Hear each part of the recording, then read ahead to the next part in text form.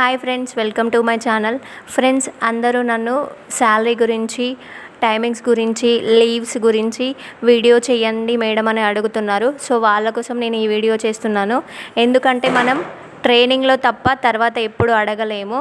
So మీకు ఇక్కడ comments కూడా మెన్షన్ చేసిన, అసలు లీవ్స్ ఎన్ని, శాలరీ ఎంత, టైమింగ్స్ ఏంటి అనేది మీరు కంపల్సరీ అడగండి.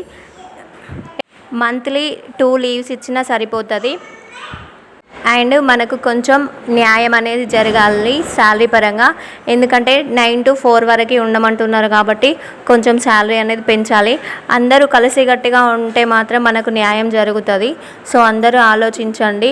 వీడియోని అందరికి పంపించి లైక్ చేయండి. Thank you so much. బాగా మంది చూస్తే ఎక్కువ సపోర్ట్ చేస్తారు. కామెంట్ చేయండి. Thank you friends.